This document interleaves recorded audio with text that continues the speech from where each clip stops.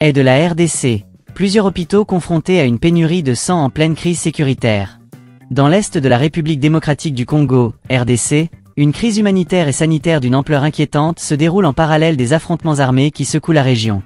Plusieurs hôpitaux des provinces du Nord Kivu et du Sud Kivu sont actuellement confrontés à une grave pénurie de sang, une ressource vitale pour soigner les blessés de guerre et les civils touchés par les violences. Cette situation critique est directement liée au combat intense entre les forces armées de la RDC, FARDC, et leurs alliés d'un côté, et les rebelles du mouvement M23, soutenus par le Rwanda, de l'autre. Une pénurie de sang qui met des vies en danger. Les hôpitaux de la région, déjà sous pression en raison de l'afflux massif de blessés, font face à un manque criant de poches de sang.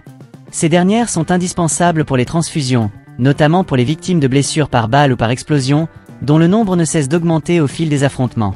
Les structures médicales, déjà fragilisées par des années de conflits et de sous-investissement, peinent à répondre à la demande croissante.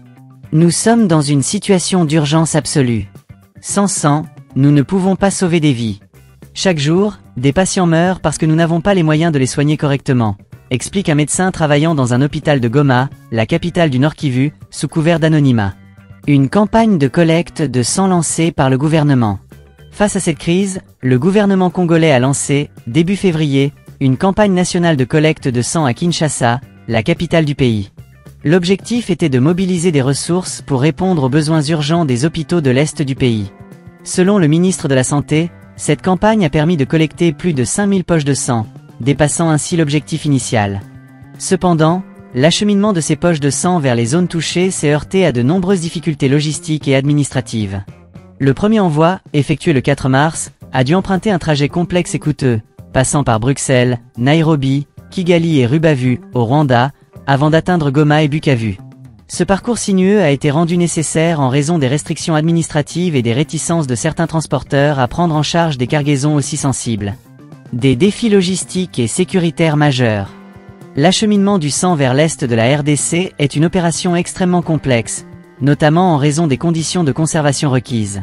Les poches de sang, d'une contenance de 500 ml chacune, doivent être maintenues à une température spécifique pour éviter toute dégradation. Cela nécessite des infrastructures de stockage et de transport adaptées, qui font souvent défaut dans une région en proie à l'instabilité. De plus, les violences persistantes dans la région ont endommagé plusieurs structures de santé, rendant encore plus difficile la prise en charge des patients. Certains hôpitaux ont été partiellement détruits ou sont devenus inaccessibles en raison des combats. Même lorsque nous parvenons à acheminer du sang, il est parfois impossible de le distribuer aux établissements qui en ont le plus besoin, déplore un responsable humanitaire sur place. L'OMS facilite un couloir humanitaire. Face à ces défis, l'Organisation mondiale de la santé, OMS, est intervenue pour faciliter l'acheminement du sang en obtenant un couloir humanitaire.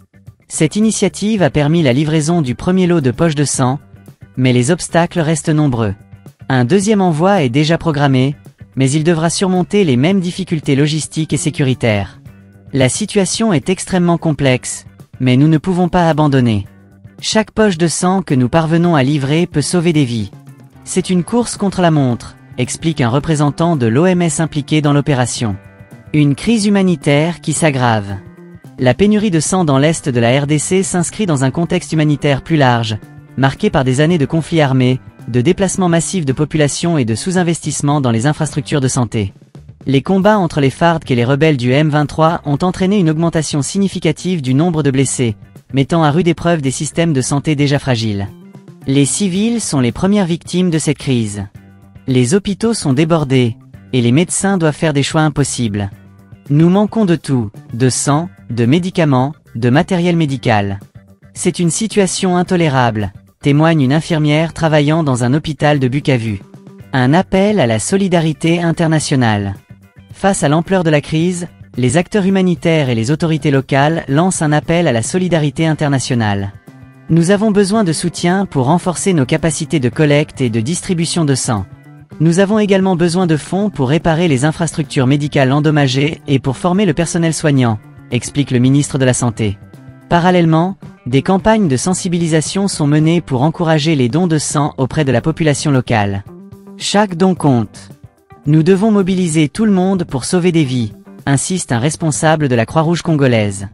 Une lueur d'espoir malgré les défis. Malgré les obstacles, les efforts déployés pour acheminer du sang vers l'est de la RDC ont déjà permis de sauver des vies. Chaque poche de sang que nous recevons est une victoire. Cela signifie que nous pouvons continuer à soigner les blessés et à offrir une chance de survie à ceux qui en ont besoin, se réjouit un médecin de Goma. Cependant, les défis restent immenses.